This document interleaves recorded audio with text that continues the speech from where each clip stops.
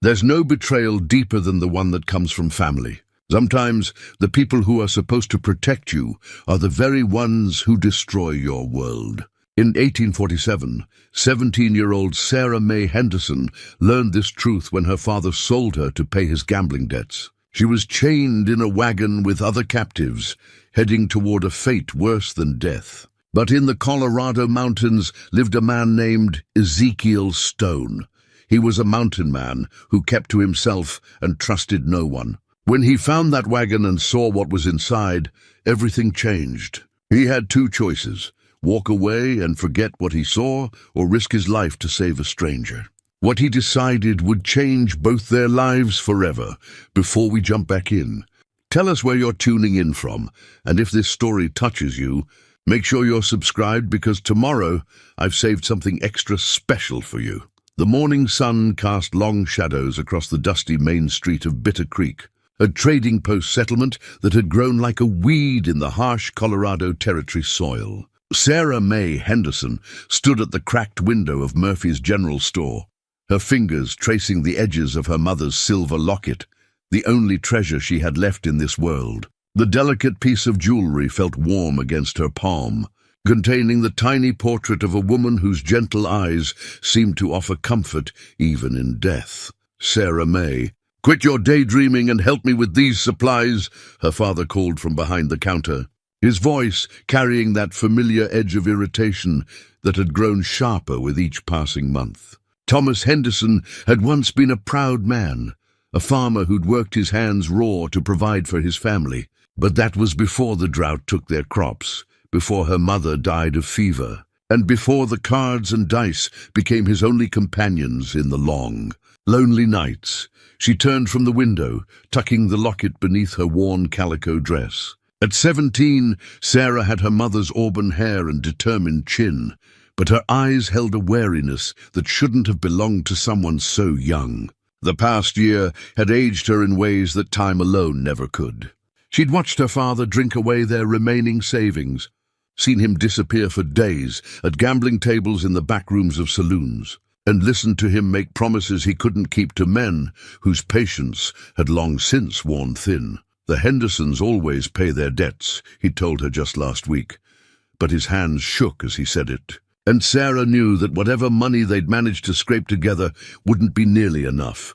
Murphy, the store owner, was a grizzled man in his 60s who'd seen enough frontier hardship to recognize trouble when it walked through his door. He glanced at Thomas with a mixture of pity and concern as he counted out the meager supplies they could afford: flour, beans, and a small portion of salt pork that would have to last them the rest of the month. "Tom, you know I'd extend you credit if I could," Murphy said quietly, "but these are hard times for all of us. The supply wagons from Denver are getting robbed more often than not, and I got my own debts to worry about." Thomas nodded curtly, avoiding Sarah's eyes. She could see the shame burning in his weathered face, the way his shoulders sagged under the weight of his failures. There had been a time when her father stood tall and proud, when neighbors sought his advice on crops and weather, when her mother would smile at him across their dinner table like he was the finest man who ever lived. Those days felt like stories from someone else's life now. As they loaded their supplies into the back of their wagon, Sarah noticed 3 men lounging near the hitching post. They weren't locals. She knew every face in Bitter Creek, and something about the way they watched her father made her skin crawl. The tallest one, a man with pale eyes and a scar running from his left ear to his jaw, tipped his hat in Thomas's direction. Her father's face went white as fresh snow. "Pa, who are those men?" Sarah asked as they climbed onto the wagon seat. "Nobody you need to concern yourself with," Thomas replied, but his voice lacked conviction. His hands trembled as he took up the reins, and Sarah noticed sweat beading on his forehead, despite the cool morning air. The ride back to their small farm was conducted in tense silence. Sarah watched the familiar landscape roll by, the rolling hills dotted with scrub oak, the distant peaks of the Rockies still capped with snow even in late spring, the small creek that wound its way through their property like a silver ribbon. This land had been in her mother's family for 2 generations. and Sarah had always assumed it would be hers someday, that she'd raise her own children here under these endless Colorado skies. But as they pulled up to their modest cabin, she saw the three men from town already waiting in their yard. Their horses were fine animals, well-fed and well-cared for, suggesting these weren't ordinary drifters or cowboys looking for work. The scarred man stepped forward as Thomas climbed down from the wagon, his movements careful and deliberate. "Mr. Henderson," the man said, his voice smooth as silk, but with an underlying hardness that made Sarah's blood run cold. "I believe we have some business to discuss." Thomas's shoulders slumped further, and Sarah saw him reach into his pocket to pull out a crumpled piece of paper, a note covered in his own shaky handwriting. "I know why you're here, Crenshaw, but I need more time. Just another week, maybe two, and I can get you the money." The man called Crenshaw smiled, but it was the kind of smile a wolf might give to a wounded deer. "Time, Mr. Henderson, is the one thing you don't have. The debt was due 3 days ago, and my employer is not known for his patience." His pale eyes shifted to Sarah, who was still sitting on the wagon seat, frozen with a growing sense of dread. "However, I believe we can work out an alternative arrangement." "No," the word came out of Thomas's mouth like a gunshot, sharp and desperate. "We agreed on money. I'll get you the money." "With what?" Crenshaw asked, gesturing at the modest farm around them. "This land isn't worth half of what you owe, and we both know you don't have any other assets."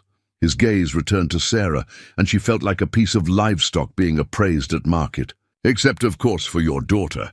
Sarah's blood turned to ice water in her veins. She tried to speak, to protest, to demand an explanation, but no words came. She could only stare at her father, waiting for him to tell this horrible man to leave their property, to defend her honor, to be the father she remembered from her childhood. Instead, Thomas Henderson looked at his boots and said nothing. "She's young, healthy, and quite pretty," Crenshaw continued, his voice taking on the tone of a businessman discussing a transaction. "There are men in California who pay very well for such companionship.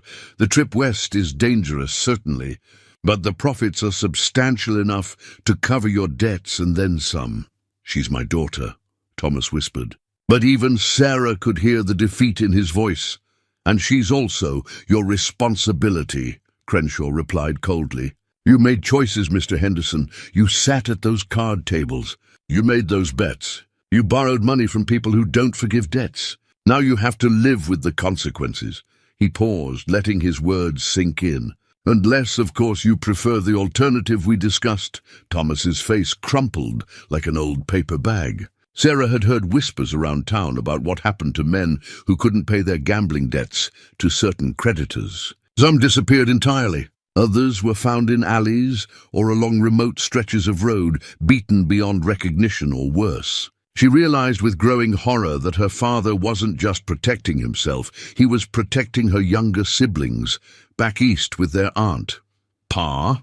Sarah's voice came out small and frightened, like the child she'd been forced to stop being far too soon. Thomas looked up at her then, and Sarah saw tears streaming down his weathered cheeks. In that moment, she understood that her father was already gone, replaced by a broken man who saw no other way out of the hole he dug for both of them. The crumpled debt note in his hand fluttered in the breeze like a white flag of surrender, and Sarah knew that her life as she'd known it was about to end. The mother's locket around her neck suddenly felt heavier, as if it were pulling her down into darkness she couldn't yet imagine.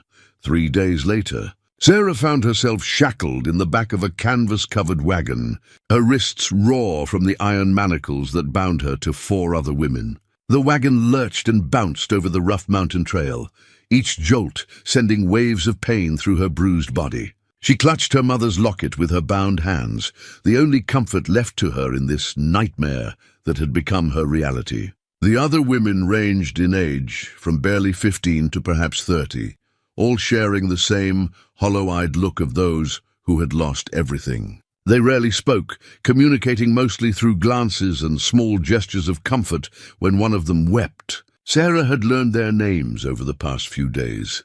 Mary, a farmer's daughter sold to pay for her family's medical bills. Elena, a Mexican woman whose husband had been killed and whose children had been taken. Ruth, who refused to say how she'd ended up here but bore scars that spoke of unspeakable violence. And Jenny, the youngest, who cried constantly for her mother. Crenshaw rode alongside the wagon on his fine horse, occasionally calling back crude jokes to the driver.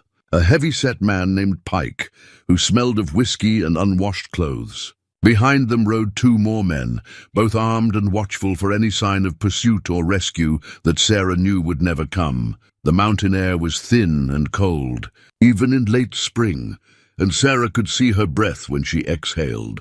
Through gaps in the wagon's canvas cover, she caught glimpses of towering pine trees and snow-capped peaks that stretched endlessly into the distance. This was beautiful country, the kind of wilderness her mother used to describe in stories of adventure and freedom. Now it felt like a prison, whose walls were made of stone and sky.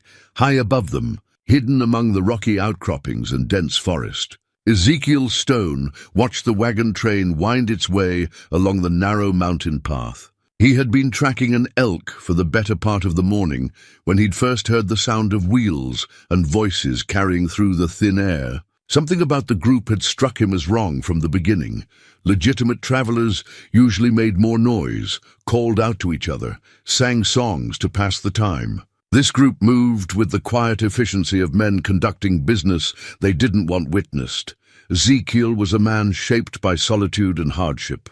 At 35, he stood 6 feet tall with shoulders broadened by years of splitting wood, hauling water, and wrestling with the countless challenges of mountain living. His dark hair hung to his shoulders, and a full beard covered a face that had been weathered by wind and sun into the color of old leather. His clothes were practical: buckskin pants, a heavy wool shirt, and a coat he'd sewn himself from the hide of a bear that had threatened his cabin 2 winters ago. But it was his eyes that would have given a careful observer pause. They were the pale blue of winter ice, and they held the kind of watchfulness that came from years of living where a moment's inattention could mean death. Ezekiel had learned long ago to trust his instincts, and every instinct he possessed was telling him that something evil was happening on the trail below.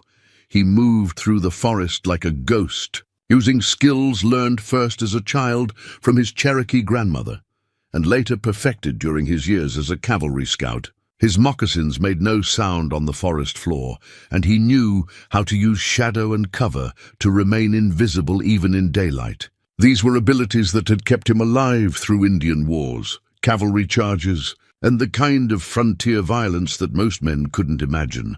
When he finally got close enough to see the wagon clearly, what he witnessed made his blood run cold. Through a gap in the canvas, he could see the chained women, their faces etched with despair and terror. One of them, a young woman with auburn hair, looked up at that moment, and their eyes met across the distance. Even from where he crouched, Ezekiel could see the plea for help in her gaze, the desperate hope that somehow someone might care enough to intervene. That look hit him like a physical blow. It reminded him of another pair of eyes, another plea for help that he'd been too late to answer. His hand moved instinctively to the hunting knife at his belt, a blade that had belonged to his father and his father before him. The worn leather handle fit his grip like it had been made for him, and he could feel the weight of responsibility settling on his shoulders like a familiar burden. For 5 years, Ezekiel had lived alone in these mountains, avoiding human contact whenever possible. He'd come here to escape the memories of war, the faces of men he'd killed, the weight of decisions that had cost good soldiers their lives. He'd told himself that solitude was peace, that isolation was safety, that caring about others only led to pain and failure. But looking at that wagon full of human misery, he knew his days of hiding were over. The trail ahead curved around a steep rocky outcropping before descending into a narrow valley. Ezekiel knew this country better than any man alive, and he understood that if he was going to act, it would have to be soon. Once the wagon reached the lower elevations, there would be too many places for the men to take cover, too many escape routes if things went wrong. He counted the odds carefully: 5 armed men against 1. But he had the advantage of surprise and intimate knowledge of the terrain. More importantly, he had motivation burning in his chest like a forge fire. Those women deserved better than whatever fate awaited them, and the young woman with the auburn hair deserved a chance at the kind of life that had been stolen from her. Ezekiel spent the next hour moving ahead of the wagon, setting up his ambush at a place where the trail narrowed between two large boulders. It was a natural choke point where the wagon would have to slow down and where the rocky terrain would limit the men's ability to maneuver. He checked his rifle, a .50 caliber Sharps that could drop a buffalo at 200 yards, and made sure his knife was loose in its sheath. As the sun began to set behind the western peaks, painting the sky in shades of orange and purple, the wagon rounded the bend and entered the narrow passage. Ezekiel took a deep breath, said a prayer to whatever gods might be listening, and stepped out from behind the boulder with his rifle raised. "That's far enough," he called out, his voice echoing off the canyon walls. "Release those women and ride away, and nobody has to die today." Crenshaw's hand moved toward his pistol, but froze when he saw the unwavering barrel of Ezekiel's rifle pointed directly at his chest. The other men reached for their weapons, but Ezekiel's voice cut through their movements like a blade. "I wouldn't recommend it," he said calmly. "This rifle will put a hole through a man big enough to throw a cat through, and I haven't missed a shot in over 10 years. His pale eyes moved from man to man, measuring their resolve, calculating their next moves. "The question you need to ask yourselves is whether those women are worth dying for." Pike, the wagon driver, was the first to speak, his voice shaky with fear and whiskey. "Mister, you don't know what you're getting into here. These women are bought and paid for, legal as can be. We got papers." "I don't care about your papers," Ezekiel interrupted. "I care about what's right, and selling human beings isn't right by any measure I know." He took a step closer, and Sarah could see the deadly certainty in his movements. "Now unlock those chains and let them go." In the wagon, Sarah felt her heart pounding so hard she thought it might burst. This stranger, this mountain man who looked like he'd stepped out of one of her mother's adventure stories, was risking his life for women he didn't even know. It was the first act of genuine kindness she'd witnessed since this nightmare began, and tears of relief and gratitude streamed down her face. Crenshaw's scarred face twisted into a sneer. "1 man against 5, stranger. I don't like those odds for you." Ezekiel smiled, but it was a cold expression that never reached his eyes. "Neither do I," he admitted. "That's why I brought friends." As if summoned by his words, a low growl echoed from the rocks above them. The men looked up to see a massive grey wolf perched on a ledge, its yellow eyes fixed on the scene below. Then another growl came from the opposite side of the canyon, and another wolf appeared. This one black as midnight with scars across its muzzle that spoke of countless battles. It was a bluff. The wolves were wild animals who happened to be in the area, drawn by the scent of the horses. But Crenshaw and his men didn't know that. In the growing darkness, with the sound of predators echoing off the canyon walls and a mountain man's rifle pointed at their hearts, their courage began to falter. "What's it going to be?" Ezekiel asked quietly. "Are you going to do the right thing, or am I going to have to make you?" The answer came not in words, but in the metallic click of a key turning in a lock, as Pike, his hands shaking with fear, climbed down from the wagon to free the captive women. Sarah felt the manacles fall away from her wrists, and for the first time in 3 days she could move freely, but she knew this was only the beginning. Freedom was one thing. Surviving long enough to enjoy it was another matter entirely. The chains fell away from Sarah's wrists with a sound like deliverance itself. She rubbed the raw, bleeding skin where the iron had bitten into her flesh, hardly daring to believe that this moment was real.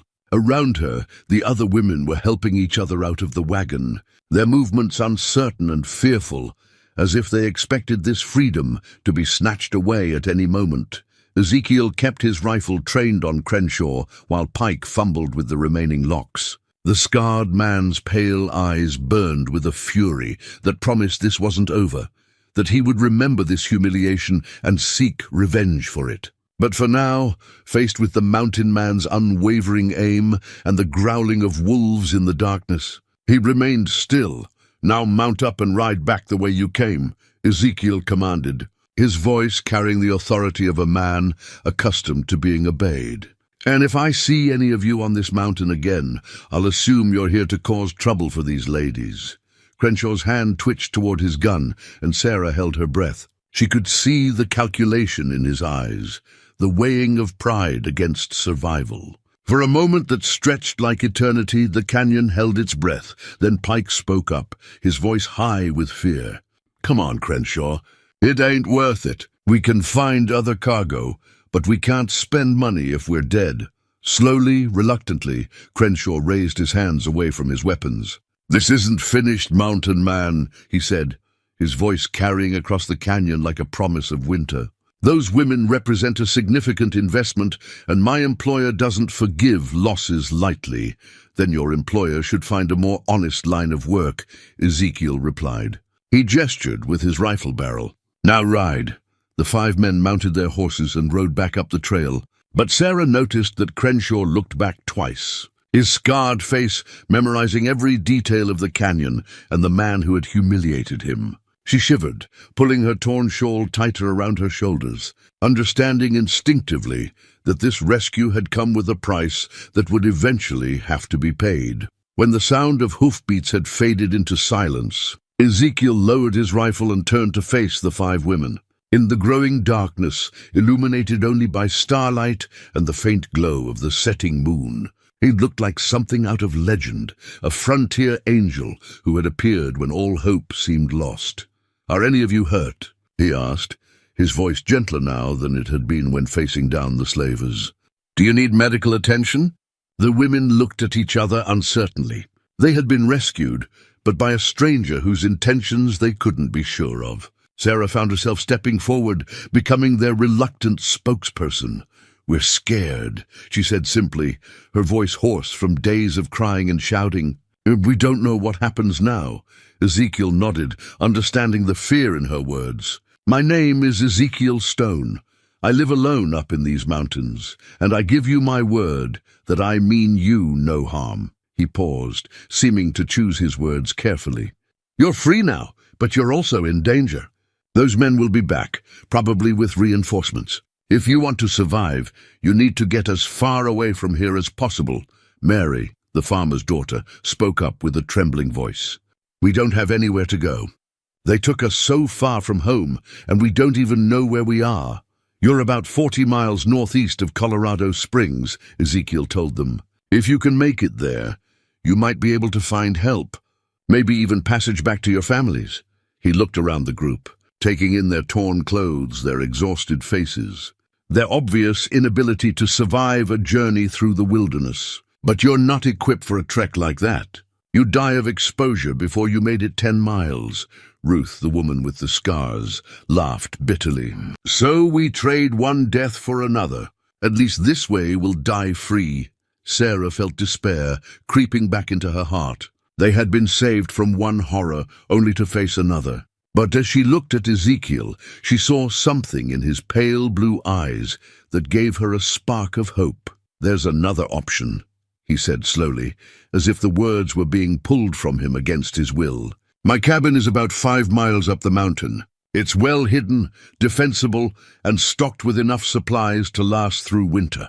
You could stay there while we figure out a longer-term solution." "All of us?" Jenny asked, the youngest of the group, hope creeping into her voice for the first time since Sarah had known her. Ezekiel hesitated. Sarah could see the internal struggle playing out across his weathered features. This was a man who had chosen solitude, who had built his life around avoiding exactly this kind of complication. But something, duty, compassion, or perhaps a debt to his own conscience, was compelling him to act against his nature. "All of you," he confirmed, "at least until the immediate danger passes."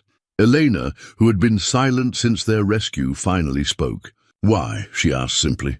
"Why would you risk your life for strangers?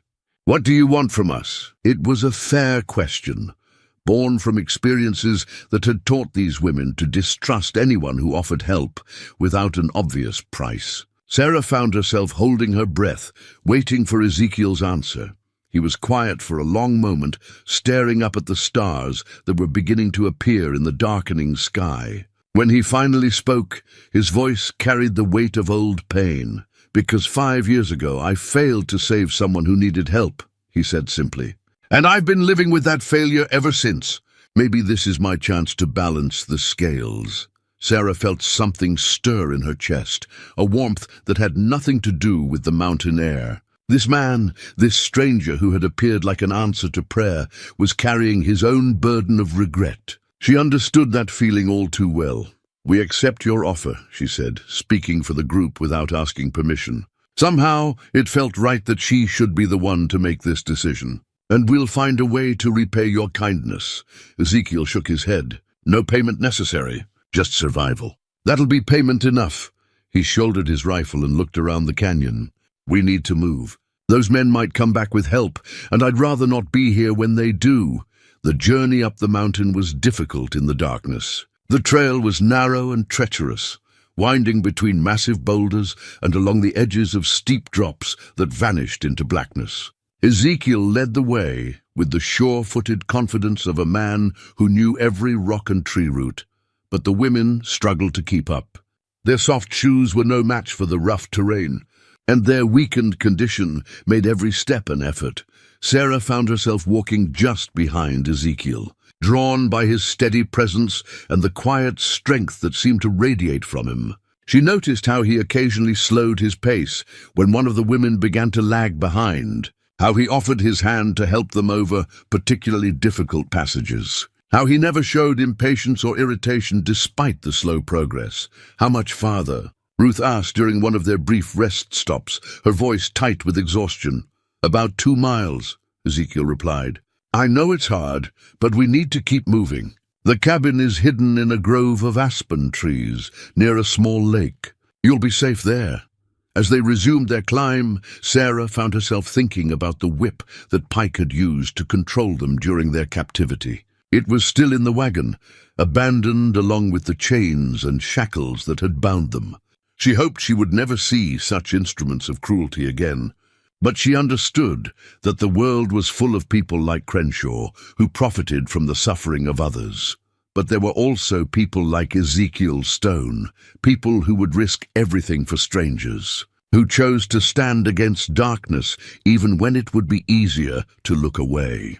As they climbed higher into the mountains, following this mysterious guardian toward an uncertain future, Sarah allowed herself to hope that maybe, just maybe, her nightmare was finally coming to an end.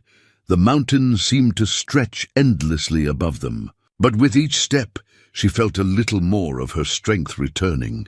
Freedom, she was learning, was not just the absence of chains, it was the presence of choice, the ability to determine your own path forward. And for the first time in days, Sarah Mae Henderson was choosing hope. The cabin appeared out of the darkness like something from a fairy tale, nestled in a grove of white-barked aspen trees beside a small mountain lake. It seemed to blend seamlessly with the natural landscape around it. The logs were weathered to a silver-gray color that caught the starlight, and smoke curled invitingly from a stone chimney.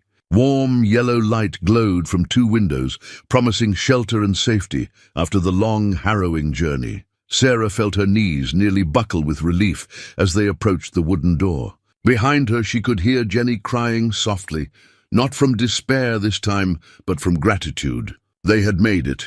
Against all odds, they had found sanctuary in this wilderness that had seemed so threatening just hours before. Ezekiel produced a simple iron key from his pocket and unlocked the door, gesturing for the women to enter ahead of him. "Welcome to my home," he said quietly, and Sarah caught something in his voice that suggested these might be the first guests he'd welcomed in a very long time. The interior of the cabin was larger than it had appeared from outside, with a main room dominated by a massive stone fireplace where a fire crackled warmly. The walls were lined with shelves holding books, tools, and various supplies, while animal furs served as rugs on the rough-hewn floor. A ladder led up to a sleeping loft, and Sarah could see doorways leading to what appeared to be a bedroom and a storage area. But what struck her most was how clean and organized everything was. This wasn't the rough bachelor's den she might have expected, but a home that had been carefully maintained and thoughtfully arranged. Books were alphabetized on their shelves, tools hung in neat rows, and even the firewood was stacked with military precision. "There's a bedroom back there," Ezekiel said, pointing toward one of the doorways. "It's got 2 beds, not much, but you can make do for now. I'll sleep in the loft." He moved to a large wooden chest and began pulling out blankets and pillows. "You must be hungry. I've got stew on the fire, and there's bread that's only a day old." The mention of food made Sarah realize how long it had been since any of them had eaten a proper meal. During their captivity, they'd been given scraps, barely enough to keep them alive for the journey. Her stomach cramped with hunger, but she also felt a strange reluctance to accept more of this man's generosity. "You don't have to do all this for us," she said, speaking for the group again. "We don't want to be a burden." Ezekiel paused in his distribution of blankets and looked at her directly. "You're not a burden," he said firmly. "You're people who need help, and I have help to give. It's as simple as that." Helena, who had been examining the books on the shelves, turned around with surprise evident on her face. "You have medical texts here," she said, "and books on botany, geology, even philosophy. I was a medic during the war," Ezekiel explained as he ladled stew into wooden bowls. "Picked up the reading habit afterward. Gets lonely up here during the long winters, and books are good company." He handed a bowl to Sarah, their fingers brushing briefly during the exchange. His hands were calloused from hard work, but surprisingly gentle. "What about you?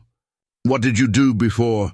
He stopped himself, seeming to realize that asking about their lives before their capture might be painful. "I helped my father run our farm," Sarah said, accepting the bowl gratefully.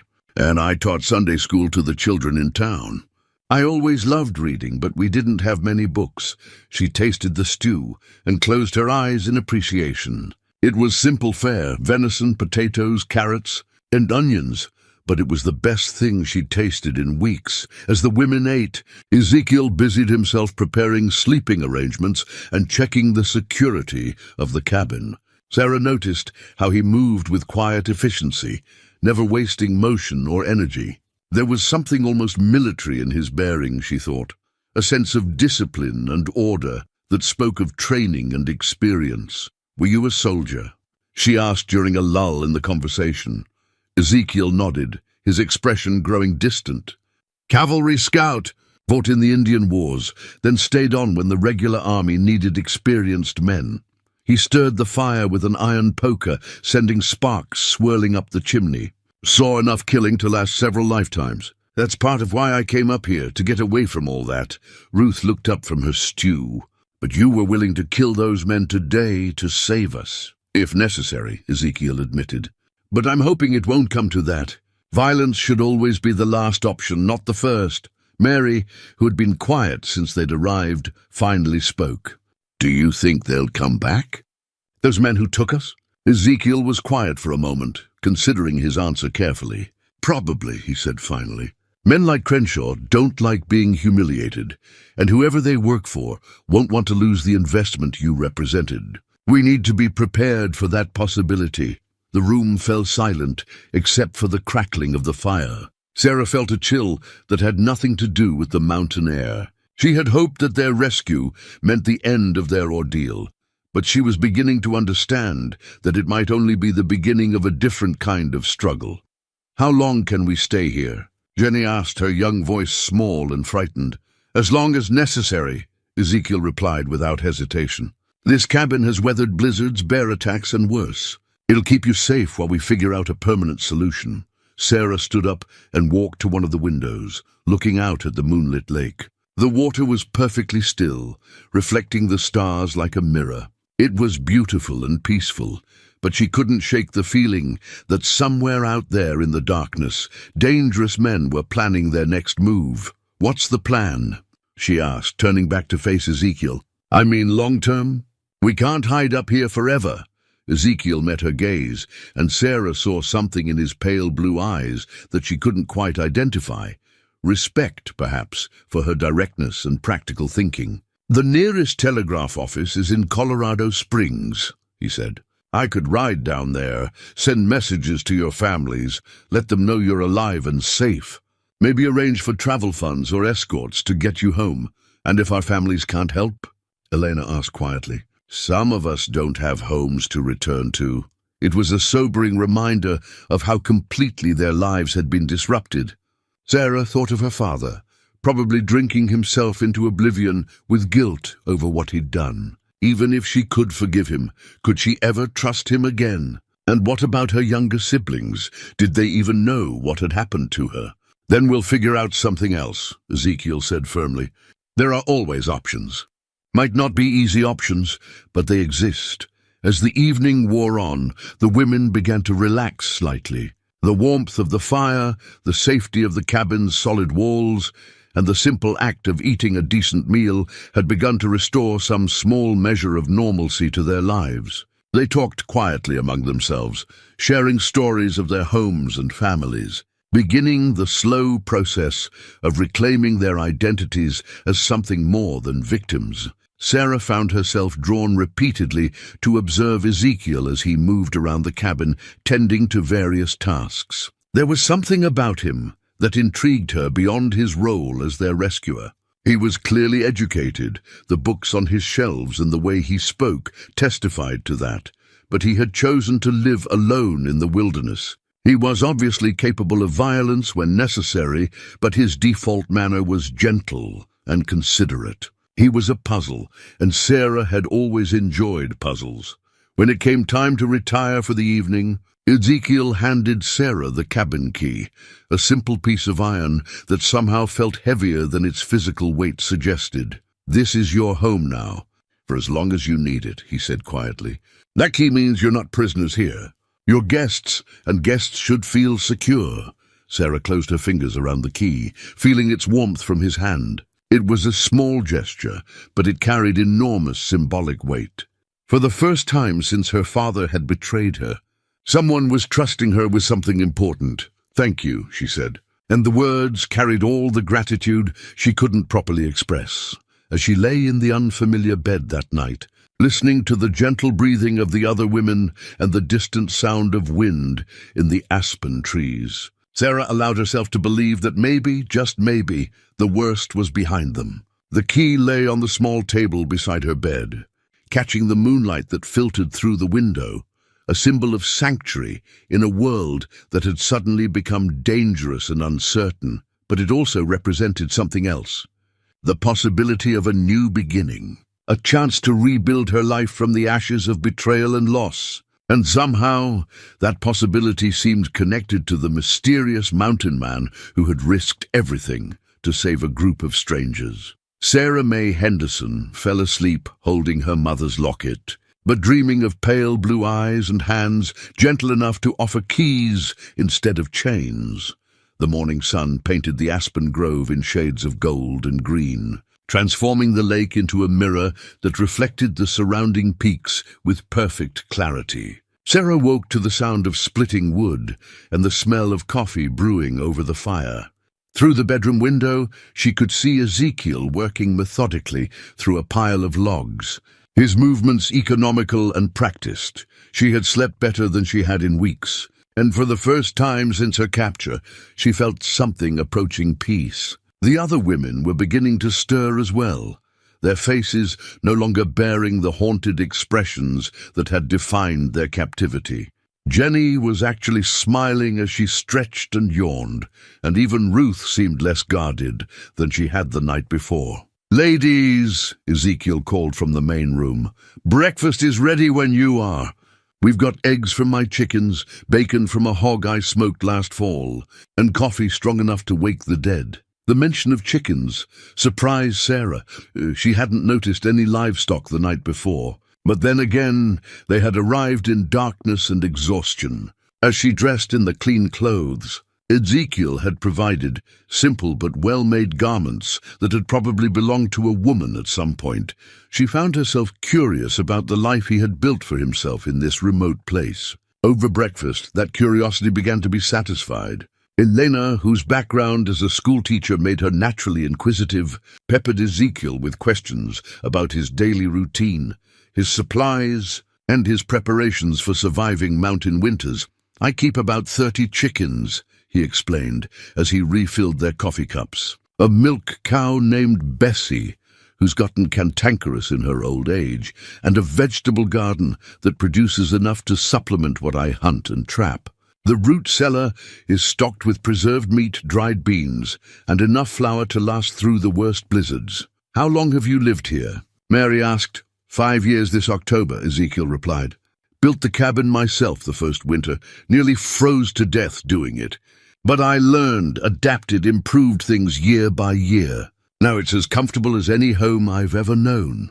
Sarah noticed that he didn't mention what had brought him to the mountains in the first place, or what he had left behind. There was a deliberate vagueness to his answers when the conversation turned personal, as if certain topics were territory he wasn't ready to explore. After breakfast, Ezekiel gave them a tour of his property. The cabin was part of a larger complex that included a smokehouse, a workshop, a root cellar dug into the hillside, and a small barn where Bessie the cow regarded them with bovine indifference. Everything was built to last, constructed with the kind of attention to detail that spoke of a man who understood that mistakes in the wilderness could be fatal. "You've thought of everything," Sarah observed as they examined the workshop, which contained tools for blacksmithing, carpentry, and leatherworking. "Had to," Ezekiel replied. "Nearest town is a hard day's ride, and that's in good weather. Come winter, you might as well be on the moon for all the help you can expect from the outside world." It was while they were examining his extensive library that Sarah made a discovery that changed her understanding of the man who had saved them.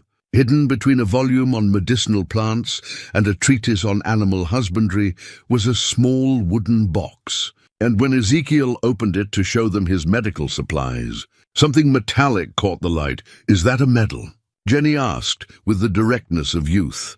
Ezekiel's jaw tightened almost imperceptibly, and Sarah saw his hand move as if to close the box. But then he seemed to make a conscious decision to let them see. He lifted out a tarnished silver medal, suspended from a faded blue ribbon. "Congressional Medal of Honor," he said quietly. "Awarded for actions during the Battle of Slim Buttes." The women stared at the medal in stunned silence. Even Sarah, who knew little about military decorations, understood the significance of what she was seeing. This was the highest award for valor that the United States could bestow, given only to those who had displayed extraordinary heroism in the face of enemy fire. "What did you do?" Ruth asked, her voice hushed with respect. Ezekiel was quiet for a long moment, his pale eyes focused on something far beyond the cabin walls. When he finally spoke, his voice was flat and emotionless, as if he were reciting a report rather than reliving a memory. "My unit was pinned down by Lakota warriors in a box canyon. We'd been there for 6 hours, running low on ammunition and water, with wounded men who couldn't be moved. The Indians had us surrounded, and they were content to wait us out." He paused, his fingers brushing the medal's surface. "I volunteered to create a distraction, to draw their fire while the rest of the unit attempted a breakout." "You went out there alone?" Elena asked, with one other man, Corporal Jimmy Brennan from Boston. Kid was maybe 19 years old, but he had more courage than men twice his age. Ezekiel's voice caught slightly on the name. "The plan worked. We drew enough of their attention that the unit was able to escape with the wounded. But Jimmy..." He stopped, closing the box with a sharp click. Sarah felt her heart ache for the pain she saw in his eyes. "He didn't make it," she said softly.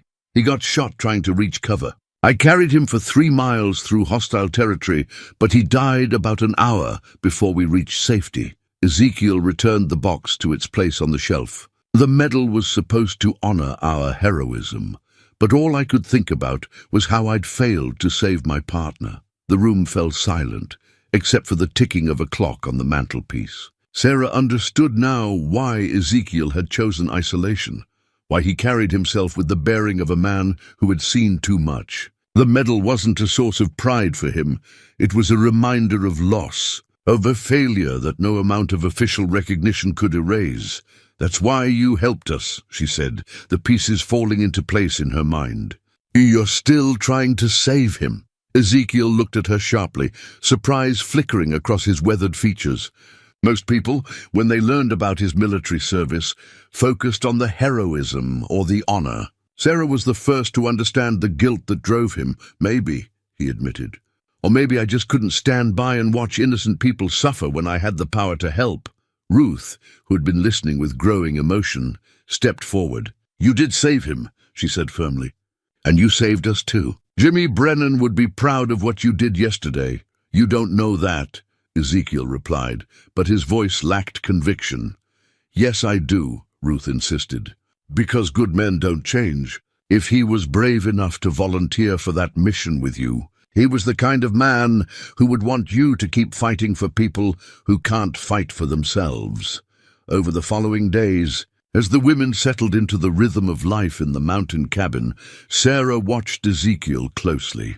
She saw how he would sometimes pause in his work to stare at the peaks in the distance, lost in memories that clearly brought him pain. She noticed how he kept the medal hidden away, but never discarded it, as if he couldn't decide whether it represented honor or shame. But she also saw other things: the gentle way he helped Jenny overcome her fear of the chickens, the patience with which he taught Mary how to identify edible plants, the respect he showed Elena when she offered suggestions for improving the cabin's organization.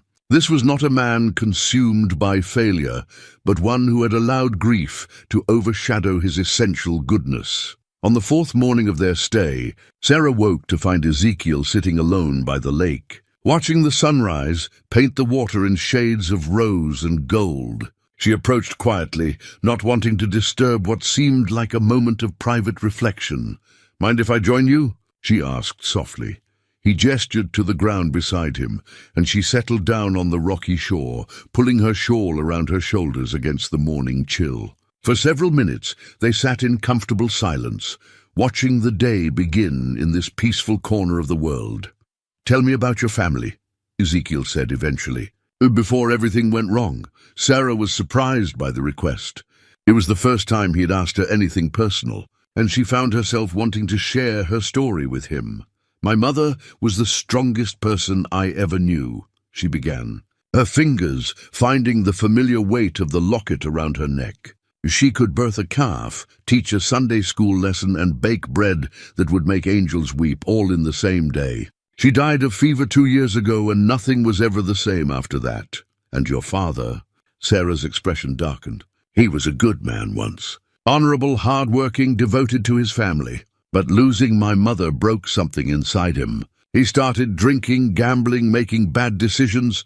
She paused, struggling with the complexity of her emotions. "I hate what he did to me, but I also remember the father he used to be. Sometimes I wonder if I'll ever be able to forgive him." "Forgiveness isn't about forgetting," Ezekiel said quietly. "It's about choosing not to let someone else's failures poison your own heart. Is that what you're trying to do? Forgive yourself for Jimmy Brennan." Ezekiel was quiet for so long that Sarah began to wonder if she had overstepped. But finally he nodded. "I've been carrying his death like a stone in my chest for 5 years, he admitted. "Maybe it's time to put that burden down." As the sun climbed higher in the sky, warming the air and stirring the lake into gentle motion, Sarah felt something shift between them. They were no longer just rescuer and rescued, but two people who understood loss and were perhaps ready to help each other heal. The peaceful moment was interrupted by the sound of horses approaching through the trees. Ezekiel was on his feet instantly, his hand moving to the rifle that was never far from his reach. Sarah felt her heart leap into her throat as she remembered Crenshaw's promise that this wasn't finished. But as the riders emerged from the aspen grove, Sarah saw that there were only 2 of them, and they didn't have the look of slavers or bounty hunters. They were ordinary cowboys, dusty from the trail and leading a packhorse loaded with supplies. Ezekiel Stone, the older of the two, called out, raising his hand in greeting. "I'm Tom Bradley from the Triple B Ranch down in the valley. We heard you might have some ladies up here who could use help getting back to their families." Sarah felt a mixture of relief and unexpected disappointment. Help had arrived, which meant their sanctuary in the mountains might be coming to an end. But as she glanced at Ezekiel, she realized that leaving this place and this man might be harder than she had anticipated. The story of their rescue was beginning to spread, and with it would come decisions that would determine not just where they would go, but who they would become in the aftermath of their ordeal. The arrival of Tom Bradley and his companion brought news that changed everything. As they sat around Ezekiel's table, sharing coffee and information, Sarah learned that their rescue had become something of a legend in the surrounding settlements. Word had spread quickly about the mountain man who had single-handedly freed 5 women from slavers. And the story had grown in the telling. "Folks are calling you a hero," Bradley told Ezekiel. But the mountain man's expression remained troubled. "The territorial governor has posted a $1,000 reward for information leading to the capture of the men who took these ladies." More importantly, Bradley's companion, a younger man named Pete, added, "We've got responses to the telegrams you sent. Some of these ladies' families are already making arrangements to come get them." Sarah felt her heart sink at this news, though she couldn't entirely explain why. This was what they had all hoped for, a chance to return to their old lives, to put this nightmare behind them. But as she looked around the cabin that had become a sanctuary, she realized that leaving might mean losing something precious that she was only beginning to understand. Elena was the first to receive definitive word. Her sister in New Mexico had arranged for an escort to bring her home, and they would arrive within the week. Mary's parents had sent money for stage passage back to Kansas, along with a letter expressing their joy that she was alive and safe. Even Ruth, who had been so secretive about her past, admitted that she had family in California who would welcome her, but there was no word about Sarah's situation. Her father, it seemed, had disappeared entirely after selling her. The farm had been abandoned, and neighbors reported that Thomas Henderson hadn't been seen since the night his daughter was taken. "I'm sorry," Bradley said, noting Sarah's disappointed expression. "We'll keep trying to locate your family, but for now, it's all right," Sarah interrupted, though her voice betrayed her hurt.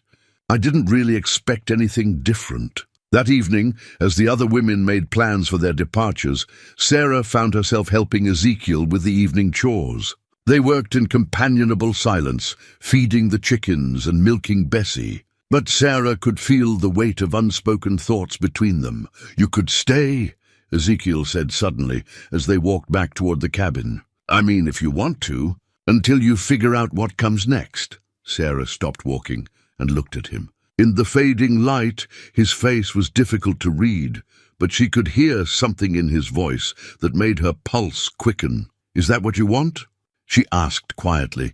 Ezekiel was quiet for a long moment, and Sarah could see him struggling with something internal. "I've gotten used to having people around," he admitted finally. "This cabin has felt more like a home in the past week than it has in 5 years. That's not what I asked." He met her eyes then, and Sarah saw something there that took her breath away. "Yes," he said simply, "it's what I want. But I won't ask you to give up your chance at a normal life, to stay in the wilderness with a broken-down soldier." Sarah felt tears prick her eyes, not from sadness, but from a sudden overwhelming surge of emotion. "What if I don't want a normal life?" she asked. "What if I want this life here with you?" The words hung between them like a bridge waiting to be crossed. Sarah had surprised herself by speaking so boldly, but she realized that her feelings had been building for days. This man who had risked everything to save her, who carried his pain with such dignity, who had shown her kindness when the world seemed full of cruelty, she was falling in love with him. "Sarah," Ezekiel said, and her name on his lips sounded like a prayer. "You don't know what you're saying. You've been through trauma, and sometimes people feel things in situations like this that aren't real." Don't, Sarah said firmly. Don't dismiss my feelings because they're inconvenient or because you think you know better than I do what's in my heart. She stepped closer to him, close enough to see the conflict in his pale blue eyes. I know the difference between gratitude and love, Ezekiel, and I know that what I feel for you is real. He reached up as if to touch her face, then stopped himself. I'm 15 years older than you. I'm a hermit who chose isolation over human contact. I have nothing to offer you except a hard life in the mountains. You have yourself to offer, Sarah replied. And that's everything I want. Before he could respond, she rose up on her toes and kissed him. It was a gentle kiss, soft and tentative, but it spoke of hope and possibility and the courage to reach for happiness, even in the aftermath of pain. When they broke apart, Ezekiel rested his forehead against hers. I never expected to feel this way again, he whispered. I thought that part of me died with Jimmy. Maybe it did, Sarah said softly. Maybe what you're feeling now is something new, something better. Over the following days, as the other women prepared for their departures, Sarah and Ezekiel's relationship deepened. They talked long into the evenings, sharing stories of their pasts, their fears, their dreams for the future. Sarah learned about his childhood on a farm in Ohio, his service in the cavalry, the nightmares that still sometimes woke him in the dark hours before dawn. In return, she told him about her mother's gentle wisdom, her love of reading and teaching, her dreams of having a family and a home filled with love and laughter. She showed him the quilt square she had been working on in her spare time, pieced together from scraps of fabric she had found in his cabin. It's not much, she said, holding up the small square of patchwork. But I thought maybe if I stay, I could make a proper quilt for the bed. Something that would make this place feel more like a real home. Ezekiel took the quilt square in his weathered hands, examining the careful stitches and the way she had arranged the different fabrics into a pleasing pattern. It's beautiful, he said, and Sarah could hear the emotion in his voice. I'd like that very much. Elena was the first to leave, tearfully hugging each of them goodbye and promising to write once she was safely reunited with her sister. Mary followed 3 days later, clutching a small bag of medicinal herbs that Ezekiel had prepared for her journey. Ruth stayed longer than expected, claiming she wanted to help Sarah settle in. But Sarah suspected she was simply reluctant to leave the first place where she had felt truly safe. Jenny was the last to go, and her departure was the most difficult. The young woman had formed a particularly strong attachment to Sarah, viewing her as an older sister who had helped her survive the worst experience of her life. Are you sure you want to stay here? Jenny asked on her final morning, tears streaming down her face. It's so isolated, so far from everything. It's not far from what matters, Sarah replied, holding the girl tightly. And this is where I belong now. As Jenny's escort disappeared down the mountain trail, Sarah felt a chapter of her life closing and another beginning.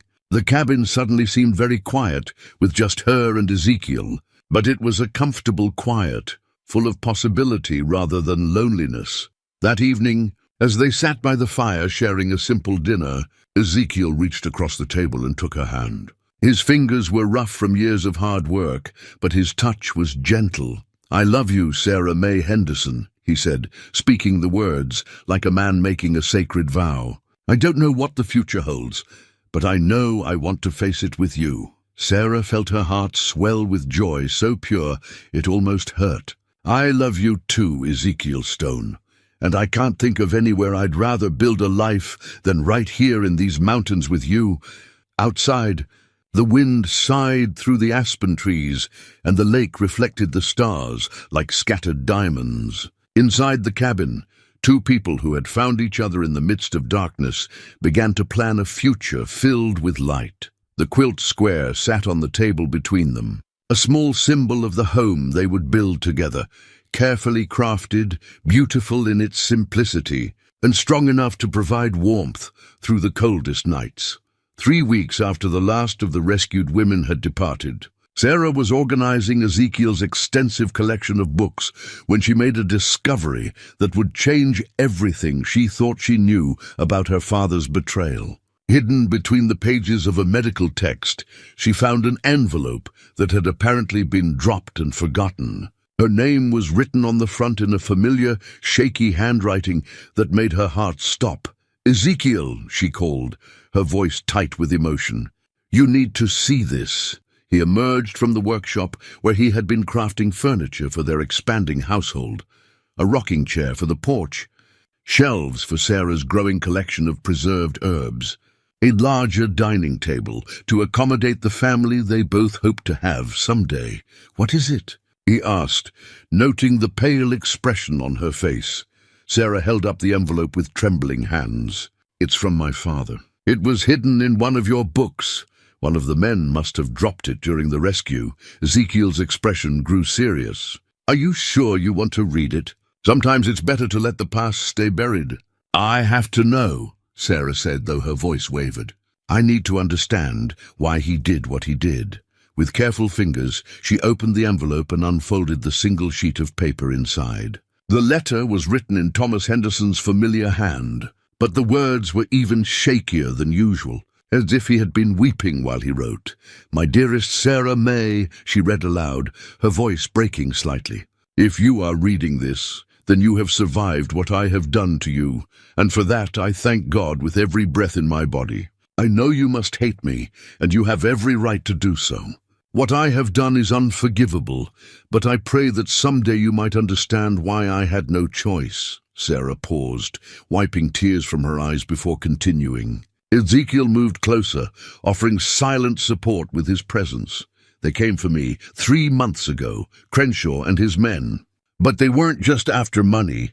They knew about your little brother and sister back in Missouri with Aunt Helen. They knew where they went to school, what time they walked home, how defenseless they were." Sarah's voice caught as the implications became clear. "They told me that if I didn't pay my gambling debts, they would take Robert and little Emma instead. Not to sell Sarah May, but to hurt in ways I cannot bear to write on paper." The letter continued in increasingly desperate terms, painting a picture of a man who had been faced with an impossible choice. Thomas had borrowed money from the wrong people, men who trafficked in more than just human cargo. When he couldn't pay, they had threatened not just his life, but the lives of his other children. "I tried everything I could think of," the letter went on. "I sold everything we owned, begged money from every friend and neighbor, even tried to rob a bank, but couldn't go through with it. In the end, they gave me a choice: give them you, or watch them destroy Robert and Emma. I chose to save the children I thought I could protect and sacrifice the daughter I believed was strong enough to survive." Sarah sank into a chair, the letter shaking in her hands. Everything she had believed about her father's betrayal was crumbling, replaced by a more complex and heartbreaking truth. "He thought he was saving them," she whispered. "My brother and sister. He thought he was protecting them." Ezekiel knelt beside her chair, taking her free hand in both of his. "I'm sorry, Sarah. I know this doesn't make what happened to you any easier to bear." "But it does," Sarah said, surprising them both. "Not easier, but different. He didn't sell me for money or because he didn't love me. He sold me because he loved all of us and couldn't see any other way to save the little ones." The letter concluded with words that broke Sarah's heart completely. "I know I am a coward for choosing this path, and I know I will never be able to forgive myself. But if there is any justice in this world, someone will save you, as I could not. I pray every night that you will find your way to safety and happiness, even if I can never be part of it. I love you more than life itself, my darling girl, and I am so very sorry.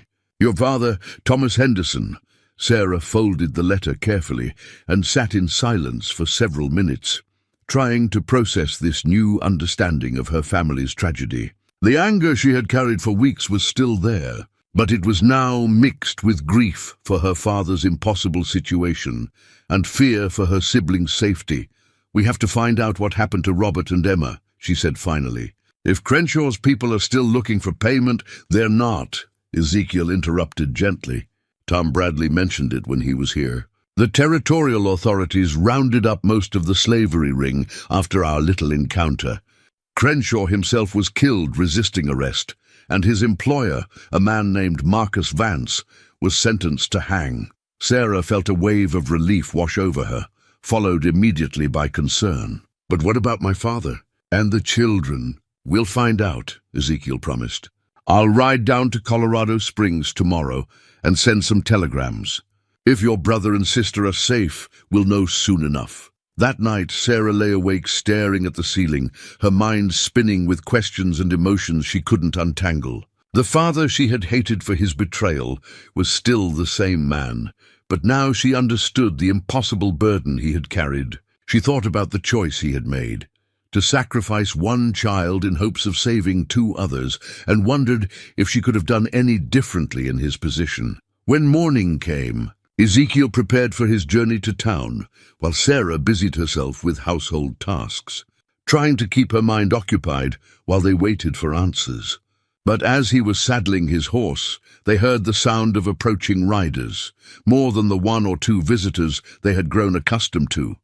Sarah felt her heart leap into her throat, thinking immediately of Crenshaw's men seeking revenge. But as the riders emerged from the trees, she saw something that made her legs nearly give out beneath her. At the head of the group was a thin, weathered man with graying hair and hollow eyes that she would have recognized anywhere. Behind him rode a woman she didn't know, and between them on a small pinto pony were two children whose faces had haunted her dreams. "Robert! Emma!" Sarah cried out, running toward them with tears streaming down her face. Her younger siblings, now 11 and 9 years old, slid down from their horses and ran to meet her, their faces bright with joy and relief. They had grown in the months since she had seen them, but they were unmistakably the children she had helped raise after their mother's death. Sarah May. Emma sobbed, throwing her arms around her sister's waist. "Papa said the bad men took you, but he found a way to get you back."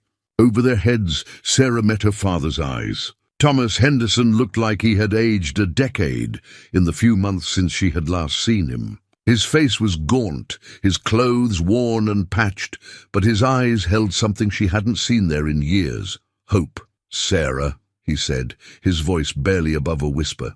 "Can you ever forgive an old fool who thought he was doing the right thing?" Sarah looked at this broken man who had made an impossible choice out of love for his children, and she felt her anger finally begin to transform into something deeper and more healing.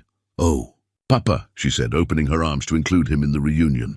"I already have," as the Henderson family embraced in the shadow of the aspen trees, with Ezekiel watching from a respectful distance and the Colorado peaks standing sentinel over them all. Sarah realized that sometimes the most devastating betrayals could also be the greatest acts of love. The truth had set them all free, but it had also created new challenges that would test the strength of the bonds they were trying to rebuild. The joy of the family reunion was short-lived.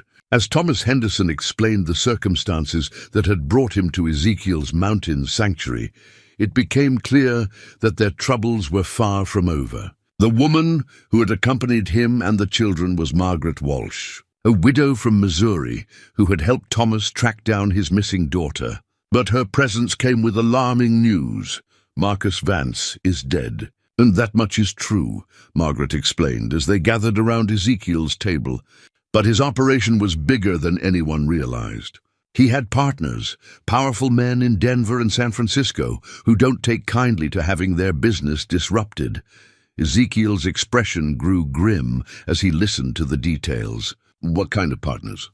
"Politicians, businessmen, even some territorial officials," Thomas said, his voice heavy with the weight of knowledge he wished he didn't possess. "Men who made fortunes from the suffering of others and who have the resources to make problems disappear permanently." Sarah felt a chill that had nothing to do with the mountain air. "Are you saying they're coming after us?" "I'm saying they already are," Margaret replied. "There's a bounty on Ezekiel's head, $5,000 for the man who disrupted their most profitable route. And another 1,000 for you, Sarah, because you're a witness who can connect them to Vance's operation." The cabin suddenly felt less like a sanctuary and more like a trap. Ezekiel stood and moved to the window, scanning the tree line with the practiced eye of a man who had learned to recognize danger before it revealed itself. "How much time do we have?" he asked. "Maybe a week," Thomas said. "Margaret and I rode hard to get here ahead of them, but they're not far behind. These aren't common bounty hunters or criminals. They're professionals who have experience hunting people in wilderness areas." Robert, who had been quietly listening to the adult conversation, spoke up with the serious tone of a boy who'd been forced to grow up too quickly. "Papa, are the bad men going to hurt Sarah again?" "Not if I can help it," Ezekiel said firmly, turning from the window to face the group. His pale blue eyes held the cold determination of a man who had made his decision. "But we need to be smart about this. Running won't work. They have resources and manpower we can't match. But this is my territory, and I know every rock, tree, and game trail for 50 miles in any direction." Sarah felt her heart clench with fear, not for herself, but for the man she loved and the family she had just been reunited with. "There has to be another way. Maybe if we contact the territorial authorities." "Some of those authorities are in Vance's pocket," Margaret interrupted. "That's how they've operated for so long without being stopped. They have protection at levels you can't imagine." Emma, sensing the tension in the room, moved closer to Sarah and took her hand. "I don't want to lose you again," she whispered. Sarah pulled her little sister onto her lap, fighting back tears. She had finally found happiness and love in this mountain sanctuary, had been reunited with her family, and now it all threatened to be torn away by the greed and corruption of men she had never even met. "We fight," she said suddenly, surprising everyone with the steel in her voice. "We don't run and we don't hide. We make our stand here and show them that some things are worth defending." Thomas shook his head vehemently. "Sarah May, you don't understand what you're saying. These men are killers." "So is he," Sarah interrupted, nodding toward Ezekiel. "And so are you, Papa, when it comes to protecting your family. Maybe it's time we stopped running from bullies and started standing up to them." Ezekiel studied her face, and Sarah could see him reassessing her in light of this new determination. "It would be dangerous," he said quietly. "These men won't show mercy to women or children." "Then we don't give them the chance," Sarah replied. "You said this is your territory. Use that advantage. Set traps, create ambushes, make them come to us on ground we control." Over the next several days, Ezekiel began preparing for what he grimly referred to as the last stand. He had faced overwhelming odds before, but never with so much at stake.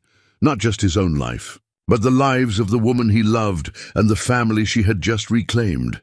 His rifle became his constant companion, a .50 caliber Sharps that had served him faithfully through years of frontier life. He cleaned and checked it obsessively, counting his ammunition, calculating angles and distances, transforming the peaceful mountain sanctuary into a fortress. "This gun has dropped elk at 300 yards, he told Sarah as he worked. "Against men, it'll be even more effective." Sarah watched him prepare with a mixture of admiration and heartbreak. This gentle man who had saved her, who had shown her such tenderness and love, was transforming back into the soldier he had once been. She could see the change in his posture, in the way he moved, in the cold calculation that replaced his usual warmth. "I need you to take the children to the root cellar when the shooting starts," he said, without looking up from his work. "It's reinforced with stone and timber. It'll stop bullets and provide shelter if the cabin catches fire." "I'm not hiding while you fight for our lives," Sarah said firmly. Ezekiel finally looked up at her, and she saw something in his eyes that made her breath catch. "Sarah, I can't do what needs to be done if I'm worried about keeping you safe." "Please, no," she interrupted. "I've been a victim, Ezekiel. I was sold like livestock, chained in a wagon, treated like I was nothing more than property. I won't be helpless again." She moved to the gun cabinet and took down a smaller rifle. "My father taught me to shoot when I was 12. I may not be as good as you, but I can hit what I aim at."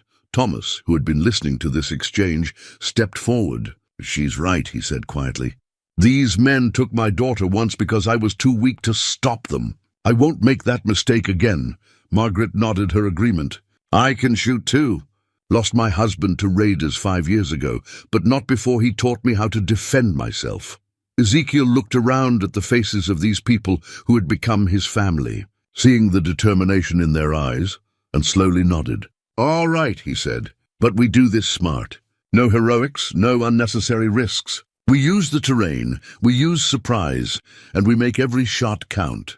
They spent the remaining time setting traps and preparing defensive positions. Ezekiel showed them how to use the natural features of the mountain, the rocks, trees, and elevation changes, to their advantage. They cached ammunition and supplies in hidden locations, created fallback positions if the cabin became untenable, and established signals for coordinating their movements. Robert and Emma, despite their young age, were given important roles in the plan. They would be the lookouts, positioned in the loft where they could see approaching danger and relay information to the adults below. It was dangerous to involve children in such violence, but Ezekiel recognized that trying to shelter them completely might actually put them at greater risk. On the final evening before the expected attack, Sarah sat with Ezekiel on the shore of the lake, watching the sunset paint the water in shades of gold and crimson. The peaceful beauty of the scene seemed to mock the violence that was coming, but it also reminded her of everything they were fighting to protect. "Do you regret staying here?" Ezekiel asked quietly. "You could have gone with Elena or Mary, lived a safe life somewhere far from all this." Sarah took his hand, feeling the calluses and scars that told the story of his life. "The only thing I regret is that it took so long for me to find you," she said. "Whatever happens tomorrow, I want you to know that these past weeks have been the happiest of my life." Ezekiel squeezed her hand gently. "Mine too," he admitted. "I never thought I'd have a family again, never thought I deserved one. But you've given me something worth fighting for." As the last light faded from the sky and the first stars began to appear over the mountain peaks, Sarah realized that tomorrow would determine not just whether they survived, but whether the new life they had built together would endure or be destroyed by the violence of men who saw human beings as nothing more than commodities to be bought and sold. The rifle lay across Ezekiel's lap, a reminder that sometimes the only way to preserve peace was to be prepared for war. And as they sat together in the gathering darkness, Sarah felt a fierce determination growing in her heart. They would not go down without a fight. Dawn came with the deceptive peace of a mountain morning. But Ezekiel had been awake for hours, watching the tree line and listening for sounds that didn't belong to the natural rhythm of the wilderness. Sarah found him positioned at the cabin's main window, his rifle resting on the sill, his pale blue eyes scanning the approaches to their sanctuary with the methodical attention of a seasoned soldier. "Anything?" she asked quietly, moving to stand beside him. "Not yet," he replied, but his voice carried the tension of a man who knew that silence could be more ominous than noise. "But they're out there. I can feel them." Robert's voice drifted down from the loft, where he had been keeping watch since before sunrise. Movement in the trees on the north ridge. "Looks like 3 riders, maybe 4. Ezekiel's jaw tightened. "It's starting," he said, his voice taking on the clipped efficiency of command. "Sarah, get to your position. Thomas, check the back approaches. Margaret, make sure the children know to stay low, no matter what happens." As they moved to their assigned positions, Sarah felt her heart hammering against her ribs. The rifle in her hands felt both familiar and foreign. She had learned to shoot as a child, but she had never aimed at another human being. She tried to push down the fear that threatened to overwhelm her, focusing instead on the anger that had sustained her through the darkest moments of her captivity. The attack began with a single gunshot that shattered the morning quiet like breaking glass. The bullet splintered the wooden frame of the window where Ezekiel had been positioned just moments before. But he had already moved to a secondary position behind an overturned table. "They're trying to draw us out," he called to the others. "Don't take the bait. Let them come to us." More shots followed, coming from multiple directions as the attackers attempted to surround the cabin. Sarah could see muzzle flashes from the tree line, but the shooters remained hidden behind rocks and fallen logs. These were professionals, she realized with growing dread. Men who knew how to use cover and concealment to their advantage. "Sarah May," Thomas shouted from his position near the back door. "Two men trying to flank us from the creek!" Sarah swung her rifle toward the indicated direction and saw them, dark figures moving between the trees, using the morning shadows for concealment. Her hands were shaking as she raised the weapon, but she forced herself to remember Ezekiel's training about breathing and sight alignment. The first shot she fired went wide, chipping bark from a pine tree several feet from her target. But the second shot found its mark, and she watched one of the attackers stumble and fall behind a boulder. The sound of her rifle seemed impossibly loud in the confined space of the cabin, and the acrid smell of gunpowder burned her nostrils. "Good shot," Ezekiel called out, but his attention was focused on a more immediate threat. 3 men were advancing on the front of the cabin, moving in short rushes from tree to tree, getting closer with each bound. Ezekiel's Sharps rifle spoke with authority, the heavy .50 caliber bullet punching through the pine log that one attacker had chosen for cover. The man's scream of pain echoed across the mountain clearing, but his companions continued their advance. From the loft, Emma's voice called down in a trembling whisper, "There's more coming from the lakeside. I count at least 5. Sarah felt her stomach drop. They were outnumbered worse than they had anticipated, and the attackers were coordinating their assault to hit the cabin from multiple directions simultaneously. This wasn't a simple revenge mission. This was a military-style operation designed to overwhelm their defenses. "Margaret!" Ezekiel shouted. "Take the lakeside with Robert spotting for you. Thomas, stay on the creek approach. Sarah, help me with the front." The cabin filled with the thunderous noise of multiple rifles firing in rapid succession. Bullets smacked into the log walls with wet thudding sounds, and glass exploded from the windows as the attackers concentrated their fire. Sarah pressed herself against the wall beside her window, waiting for a lull in the incoming fire before exposing herself to shoot back. When the opportunity came, she rose quickly and fired at a muzzle flash she had seen among the rocks. This time she was rewarded with a cry of pain and the sight of a man stumbling backward, clutching his shoulder. But even as she scored hits on their attackers, Sarah could see that they were in serious trouble. The professional killers had them pinned down and were methodically working their way closer to the cabin. Worse, she could smell smoke beginning to drift through the air. Someone had set fire to the small barn where Bessie was kept. "They're trying to burn us out," Thomas called, having noticed the same thing. Ezekiel's face was grim as he worked the lever of his rifle and sent another devastating shot toward the advancing attackers. "We need to break their momentum," he said. "If they get close enough to surround us completely, we're finished." "What do you need me to do?" Sarah asked, reloading her rifle with hands that were steadier now that the initial shock of combat had passed. Ezekiel looked at her with something that might have been pride mixed with terror. "I'm going out there," he said. "I'll try to get behind them, disrupt their attack. You and the others keep them busy from here." "No!" Sarah grabbed his arm. "It's suicide. There are too many of them. It's our only chance," Ezekiel replied, gently but firmly removing her hand. "These men won't stop until we're all dead. Someone has to break the stalemate." Before Sarah could protest further, Ezekiel was moving toward the back of the cabin, using the smoke from the burning barn as cover. She watched through a crack in the logs as he slipped out the rear door and disappeared into the forest like a ghost. The fighting intensified as the attackers realized that their quarry was trying to escape the trap. Sarah found herself holding the front of the cabin almost single-handedly, firing as quickly as she could reload, while Thomas and Margaret dealt with threats from other directions.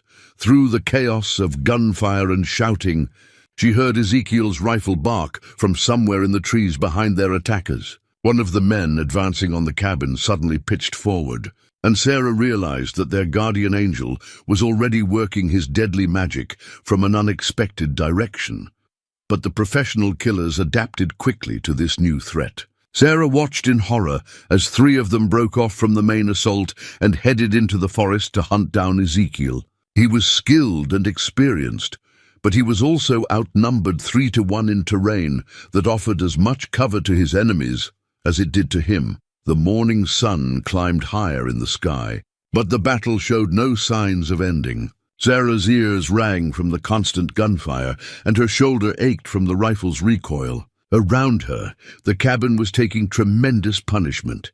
The walls were pocked with bullet holes. The windows were completely shot out, and splinters of wood flew through the air with each impact, but they were still alive, still fighting, and that had to count for something. As Sarah lined up another shot on an attacker who was trying to rush the front door, she found herself thinking of her mother's locket, now hanging around her neck like a talisman. Her mother had faced hardship and tragedy with grace and strength, and Sarah was determined to do the same. The sound of Ezekiel's rifle from the forest had gone silent for several minutes, and Sarah felt fear gnawing at her heart. Had he been killed, captured? Was she about to lose the man she loved just when she had found him? Then she heard it, a sound that chilled her blood and filled her with desperate determination. From somewhere in the trees came a man's scream of agony, followed by Ezekiel's voice shouting something she couldn't make out over the gunfire. The battle was far from over, but Sarah knew that whatever happened next would determine whether their small family survived to see another mountain sunrise, or whether they would join the countless other victims of men who traded in human misery for profit. The silence that followed Ezekiel's distant shout stretched like a held breath. Sarah strained to hear any sound from the forest, but the professional killers had also gone quiet, creating an eerie lull in the battle that somehow felt more threatening than the constant gunfire had been. "Robert," she called up to the loft, "can you see anything?" "Two men are circling back toward the cabin," her brother replied, his young voice steady despite the terror of their situation. "And there's something burning by the lake. Might be their wagon."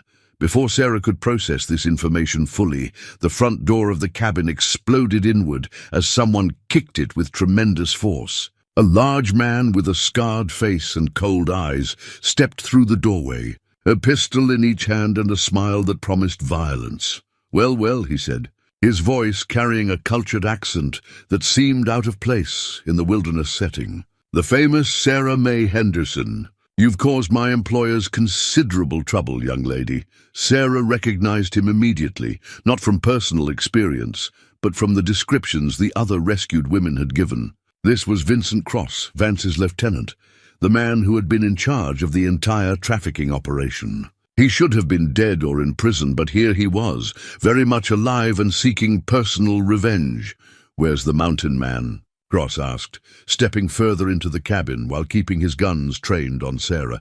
"I have special plans for him." "He's closer than you think," Sarah replied, trying to keep her voice steady while calculating the distance to her rifle, which was leaning against the wall several feet away.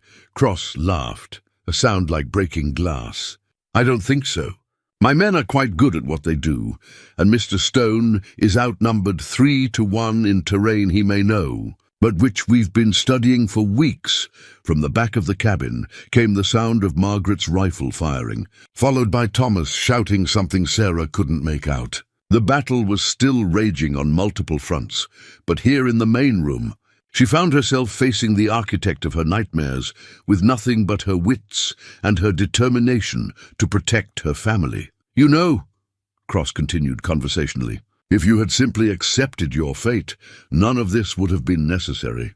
You would have served your purpose, earned your keep, and eventually found a comfortable situation with a wealthy gentleman in California. Instead, you've cost us a great deal of money and several good men." "Good men don't traffic in human beings," Sarah replied, taking a small step toward her rifle. "Don't," Cross warned, noticing her movement. "I need you alive to draw out your protector, but I don't need you uninjured." At that moment, the window behind Cross exploded inward as Ezekiel Stone came through it like an avenging angel. He moved with the fluid grace of a man who had been shaped by violence, a hunting knife gleaming in his hand. Cross spun to face this new threat, but Ezekiel was already inside his guard, the blade slicing across the killer's gun hand.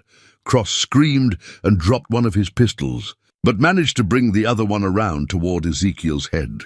Sarah didn't hesitate. She dove for her rifle, rolled, and came up firing in one smooth motion that would have made her father proud. Her bullet took Cross in the shoulder, spinning him around and spoiling his aim. Ezekiel's knife found its mark a moment later, sliding between the man's ribs with surgical precision.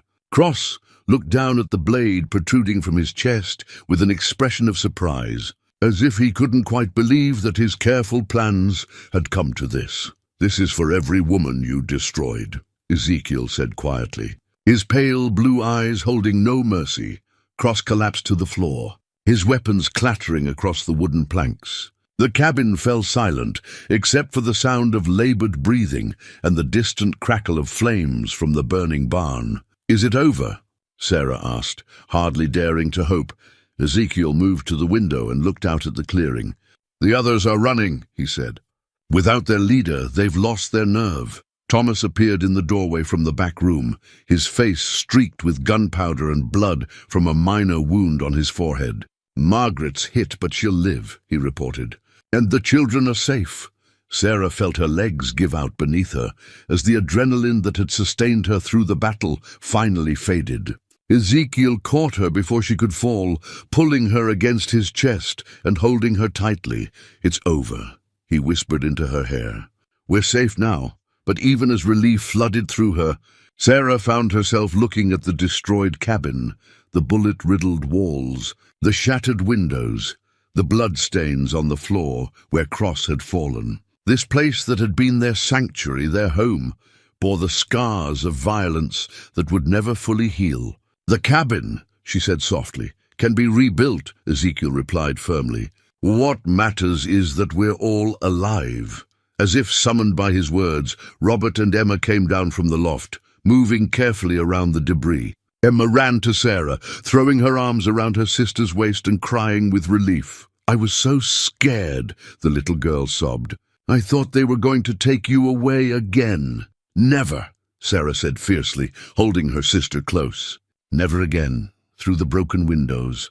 They could see smoke rising from several points around the clearing, the barn, what remained of the attacker's wagon, and a small section of forest where stray bullets had ignited the dry undergrowth. It looked like a battlefield, which Sarah supposed it had been, but they had won. Against impossible odds, facing professional killers with superior numbers and resources, they had not only survived, but triumphed. The trafficking ring that had destroyed so many lives was finally broken, its leaders dead or scattered. Margaret limped into the main room, her arm in a makeshift sling, but her expression triumphant.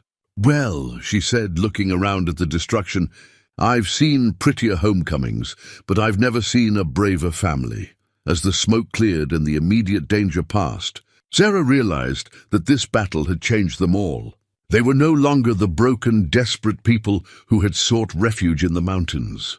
They had become something stronger, a family forged in fire, bound together by shared trials and mutual sacrifice. The slave wagon that had once carried her toward an unthinkable fate was now nothing but charred wood and twisted metal, destroyed in the same battle that had finally set her free from the shadows of her past. She would never have to fear Crenshaw or Cross or anyone like them again. Ezekiel's rifle lay across the table where he had placed it, still warm from the morning's fighting. It had served them well, this instrument of protection, but Sarah hoped it would never have to be used in anger again. "What now?" Thomas asked, voicing the question they were all thinking. Ezekiel looked around at the faces of the people who had become his family, seeing the love and trust in their eyes, despite everything they had endured together.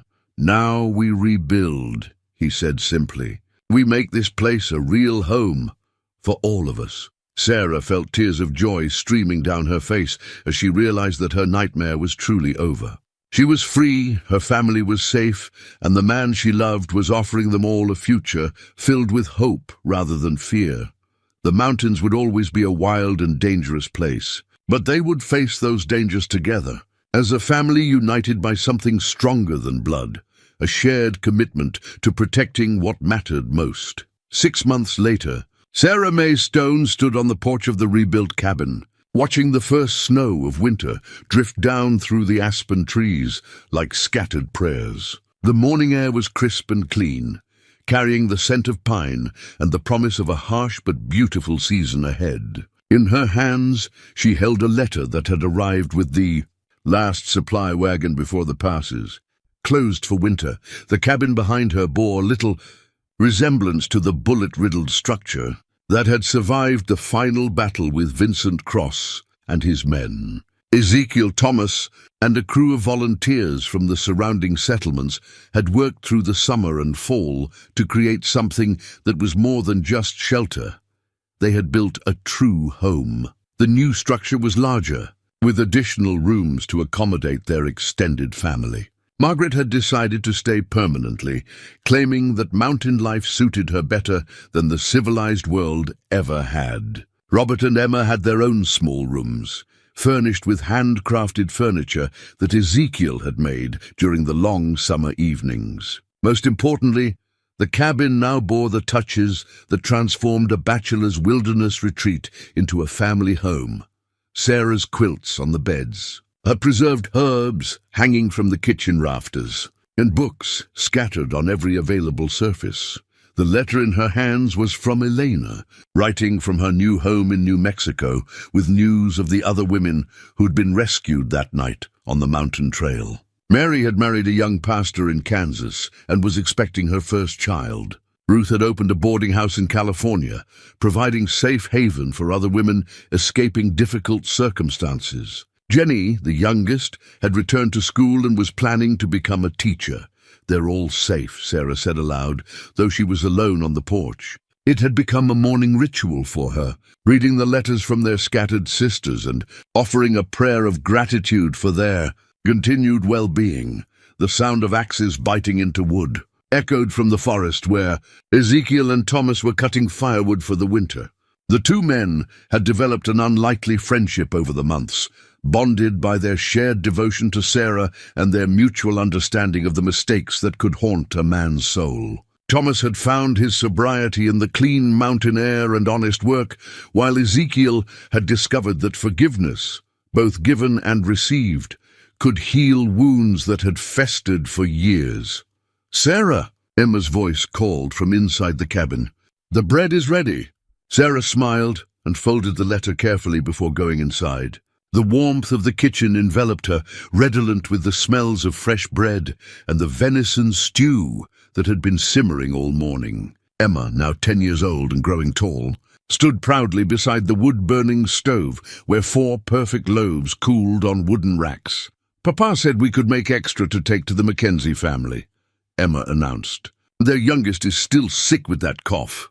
"That's very thoughtful," Sarah replied, ruffling her sister's hair. The child had grown confident and happy in their mountain home, losing the haunted look that had marked her during the terrible journey to find Sarah.